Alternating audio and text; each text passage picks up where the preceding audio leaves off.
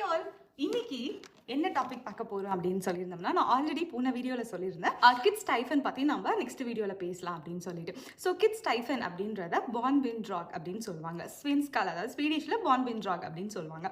So இது எப்படி work ஆகுது அப்படின்னு சொல்லி பார்த்தீங்கன்னா, அந்த ஏஜ் ஆஃப் 16 வரைக்கும் இங்கே இருக்கிறவங்கள வந்து குழந்தையா பாவிக்கிறாங்க. 16 வயசு வரைக்கும் அவங்களை வந்து குழந்தை அப்படின்னு நினைச்சு அவங்களுக்கு வந்து ஸ்டைஃபன்ஸ் கொடுக்குறாங்க கவர்மெண்ட்லேருந்து. ஸோ இது யாருக்கு போகும் அப்படின்னு சொல்லி பார்த்தீங்கன்னா, அவங்களோட பேரண்ட்ஸ் அக்கௌண்ட்டுக்கு போகும். ஸோ இதுக்கு டேக்ஸ் ஏதாவது இருக்கா அப்படின்னு சொல்லி கேட்டிங்கன்னா இல்லை. மேக்ஸிமம் 1200 SEK, அதாவது ஸ்வீடிஷ் க்ரோன்ஸில் 1200 SEK வரைக்கும் கொடுக்குறாங்க. ஸோ இது எதுக்காகனா அவங்களோட எஜுகேஷனுக்கு, டாய்ஸ் வாங்குறதுக்கு, கிளாத்ஸ் வாங்குறதுக்கு, எதுக்கு வேணாலும் அவங்க யூட்டிலைஸ் பண்ணிக்கலாம். ஸோ இதுக்கு வந்து ஏஜ் கிரைட்டீரியா 16. அதே மாதிரி வந்துட்டு அந்த குழந்தைங்க என்ன ஏஜ் அப்படின்றத பார்த்துட்டு அதுக்கேற்ற மாதிரியும் ஸ்டைஃபன்ஸ் கொடுக்குறாங்க. ஸோ இதை வந்து கிட்ஸ் பாக்கெட் மணி அப்படின்னு சொல்லலாம். அவங்களோட நீட்ஸை அவங்க வந்து சாட்டிஸ்ஃபை பண்ணுறதுக்கும் வாங்கிக்கிறதுக்கும் கவர்மெண்ட் சைட்லேருந்து கொடுக்குற ஒரு சின்ன விஷயம். சூப்பர்ல. நீங்கள் சொல்லலாம் குழந்தைங்க வளர்த்துறது பெரிய விஷயம், அதுக்கு கவர்மெண்ட் இவ்வளோ ஹெல்ப் பண்ணுறாங்க பரவாயில்லையே அப்படின்னு சொன்னீங்கன்னா, இதுக்கு பின்னாடியும் ஒரு விஷயம் இருக்குது. அது என்ன அப்படின்னு சொல்லி பார்த்தீங்கன்னா, இங்கே அடல்ட்ஸ் 2 பேர், அதாவது ஹஸ்பண்ட் அண்ட் ஒய்ஃப் அப்படின்றவங்க ஒரு வீட்டுக்குள்ளே இருக்காங்க அப்படின்னு சொன்னீங்கன்னா, அவங்களுக்கு ஒரு பெட்ரூம் இருக்கிற வீடு ஆர்எல்ஸ் லைக் அவங்க இங்கே இருக்கிற எல்லா வீட்டுக்கும் காமனாக ஒரு சிங்கிள் BHKவாவது இருக்கும்.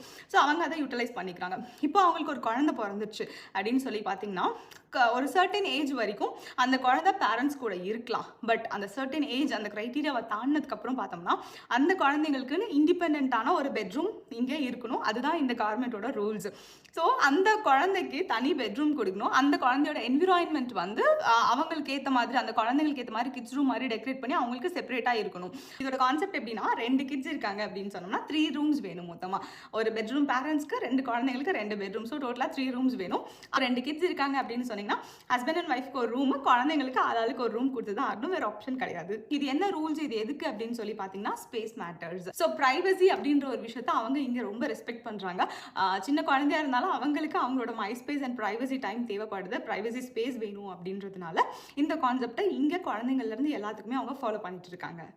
இந்த மாதிரி ஸ்வீடனை பற்றி இன்ஃபர்மேட்டிவான விஷயம் தெரிஞ்சுக்கிறதுக்கு என்னை ஃபாலோ பண்ணிக்கோங்க, என் சேனலை சப்ஸ்கிரைப் பண்ணிக்கோங்க. தேங்க்யூ, தேங்க்ஸ் ஃபார் வாட்சிங்.